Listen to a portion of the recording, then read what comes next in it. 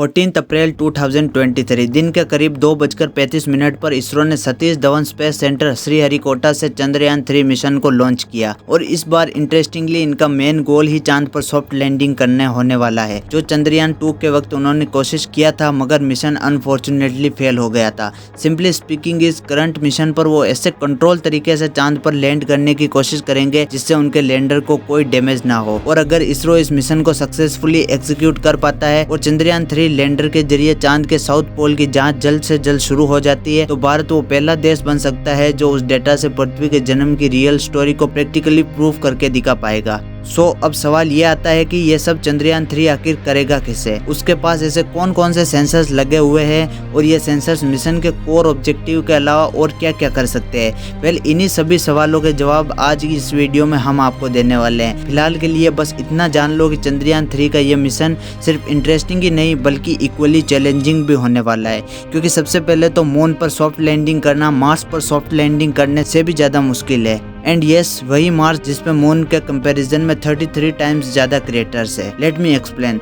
यहाँ पर देखो, जैसे कि आप देख सकते हो कि दुनिया में 77 गवर्नमेंट स्पेस एजेंसीज है, उनमें से सिर्फ 11 कंट्रीज ने ही सक्सेसफुली मून मिशंस किए हैं। बट सिर्फ 3 ही कंट्रीज ऐसे हैं, अमेरिका, रशिया और चाइना, जो अब तक लूनार सरफेस पर सॉफ्ट लैंडिंग कर पाए हैं। जबकि मार्स तो ज्यादा दूर है। उन पर जिन 5 कंट्रीज ने स्पेस मिशंस किए हैं उनमें से 2 कंट्रीज ने सक्सेसफुली लैंड भी किया है, यानी कि मार्स पर लैंडिंग का सक्सेस रेट 40% है और वहीं पर लूनार सरफेस पर 27%। अब ऐसा इसलिए क्योंकि देखो, जहां पर एवरेज एक स्पेसक्राफ्ट को मार्स पर पहुंचने के लिए 7 महीने लगते हैं, वहीं मून पर स्पेसक्राफ्ट महज 3 दिन में पहुंच जाता है।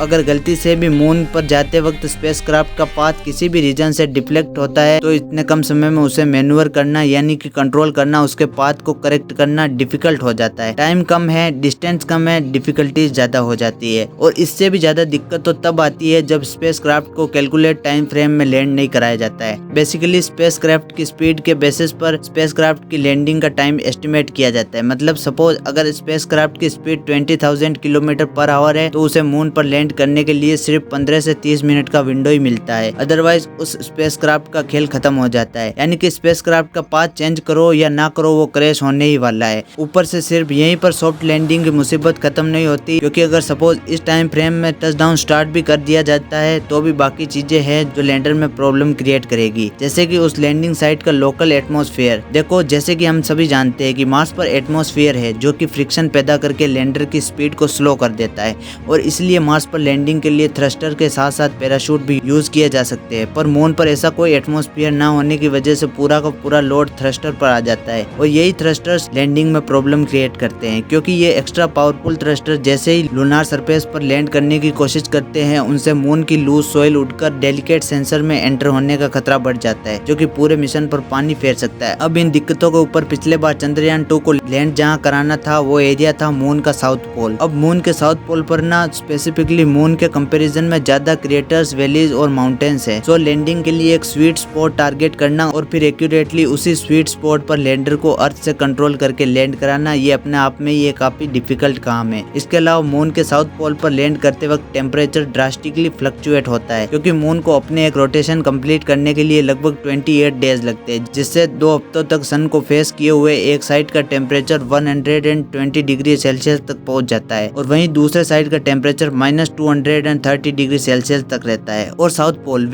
पोल इन दोनों रीजन्स का एक जंक्शन है। अगर गलती से भी लैंडर साउथ पोल पर अचानक से लैंड हुआ तो टेम्परेचर डिफरेंस की वजह से एक थर्मल शॉक जनरेट हो सकता है और अगर थर्मल शॉक जनरेट हुआ तो लैंडर की हालत इस ग्लास की तरह हो सकती है। इसमें आप देख सकते हो कि गर्म पानी में डालते ही कैसे ग्लास चटक गया। वैसे ही लैंडर के पुर्जे भी आसानी से टूट जाएंगे। बट चलो, अब इन सभी प्रॉब्लम्स को टैकल करते हुए लेट से इसरो साउथ पोल पर अपना लैंडर लैंड भी करवा देता है, फिर भी उसके साथ कम्युनिकेशन टूटने का खतरा तो रहता ही है। तो देखो, शायद आपको पता होगा पर चांद के सदर्न पोल पर ऑलमोस्ट 24/7 अंधेरा ही रहता है। जब दिन भी होता है तो सिर्फ होरिजन पर ही सन दिखाई देता है, जिसकी वजह से क्रेटर्स और माउंटेन के पीछे कुछ एरियाज ने तो मून के फॉर्मेशन से लेकर अब तक सन देखा ही नहीं है। अब ऐसे में लैंडर के सोलर पैनल कैसे काम करेंगे। बस इन्हीं रीजन्स की वजह से साइट डिटेक्ट करने के लिए इनफ समय ना मिलना, डस्ट से सेंसर्स खराब होना और लूनार साउथ पोल के हार्श टेम्परेचर, सरफेस की मार और कम्युनिकेशन इश्यूज, इनकी वजह से कई बार लूनार सॉफ्ट लैंडिंग फेल हो जाते हैं। अब चंद्रयान 3 में इन प्रॉब्लम्स को हैंडल करने के लिए इसरो ने एक ऐसी यूनिक स्ट्रेटेजी का इस्तेमाल किया है कि अब की बार सॉफ्ट लैंडिंग में प्रॉब्लम्स आने के चांस ना के बराबर होने वाले हैं। उन्होंने सॉफ्ट लैंडिंग की डिफिकल्टीज को सोल्व करने के लिए चंद्रयान 3 के लैंडर के लिए क्विकली एक ऐसा स्पॉट ढूंढ निकाला है जहां ना माउंटेन से भरा अनइवन स्पेस है और ना ही ड्रास्टिकली अनइवन टेम्परेचर है। ऑल्सो जब 14 जुलाई को चंद्रयान 3 मिशन लॉन्च हुआ तब वो सबसे पहले 5 बार अर्थ के चक्कर काटते हुए अपने ऑर्बिट को रेज करेगा सो दैट वो एक ऑप्टिमल स्पीड तक पहुंच जाए। इससे होगा ये कि वो मून की तरफ किसी स्लिंग शॉट की तरह उड़ जाएगा, जिससे चंद्रयान 3 मिशन के इनिशियल फेज में ज्यादा फ्यूल यूज नहीं होगा और यही फ्यूल लैंडिंग के वक्त इस्तेमाल किया जा सकेगा। इसके बाद जब लैंडिंग का समय आएगा तब भी इसरो ने प्लान सोचा हुआ है कि इसरो ट्रेडिशनल तरीके से डायरेक्टली लूनार सरफेस पर लैंड नहीं करवाएगा, क्योंकि एज आई सेड अर्लियर इसे थ्रस्टर बहुत ज्यादा दूर उठा सकते हैं और उससे सेंसर्स खराब हो सकते हैं। सो इंस्टेड चंद्रयान 3 अपने स्पीड को लैंडिंग से पहले ड्रास्टिकली घटाने और साथ ही लैंडिंग साइट को एक बार फिर से प्रॉपर्ली इंस्पेक्ट करने के लिए मून के अराउंड ऑर्बिट रिड्यूसिंग चक्कर काटेगा। यानी ऑल इन ऑल सिर्फ इन 2 स्टेप्स यानी कि ऑर्बिटल मैन्यूअर्स और परफेक्ट लैंडिंग स्पॉट से चंद्रयान 3 सॉफ्ट लैंडिंग फेलियर के पहले 3 रीजन्स को टैकल कर सकेगा। इसके बाद रहती है 4th रीजन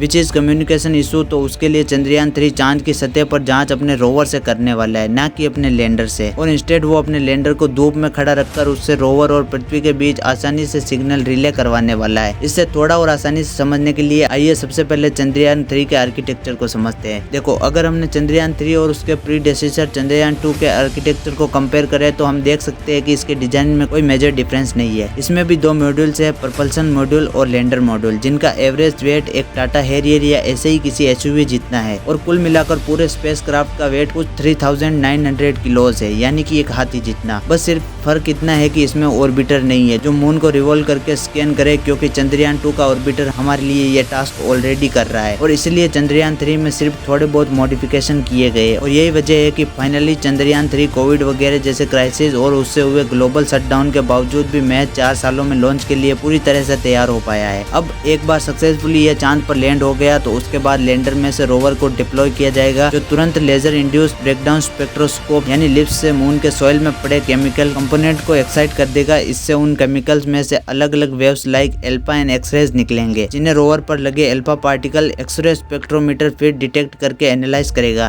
ताकि मून के साउथ पोल पर सॉइल का कंपोजिशन क्या है ये पता किया जा सके। इसके अलावा लैंडर अपनी लैंडिंग साइट से ही मून के एटमॉस्फेयर कितना थिन है ये भी पता लगा पाएगा और ये इतना थिन क्यों है, इन मिस्ट्रीज को भी डिकोड करने की कोशिश करेगा, क्योंकि जैसे मैंने आपको पहले बताया कि मून पर ना के बराबर एटमॉस्फेयर है। पहले तो लोगों को लगता था कि मून पर एटमॉस्फेयर ही नहीं है, लेकिन रिसेंट स्टडीज में मालूम पड़ा कि मून के 10 किलोमीटर एल्टीट्यूड तक एक थिन एनोस्फेयर या सिंपली जेट पार्टिकल से भरा एक हल्का सा एटमॉस्फेयर का लेयर है, जिसके एग्जिस्ट करने का एक्यूरेट रीजन अब तक किसी को नहीं मालूम है। सो चंद्रयान 3 का लैंडर बेसिकली अपने रामबा और चेस्ट इन सेंसर्स की मदद से मून के एनोस्फेयर के हीट कंडक्शन प्रॉपर्टीज और तापमान के बारे में हमें प्रिसाइज डेटा देगा।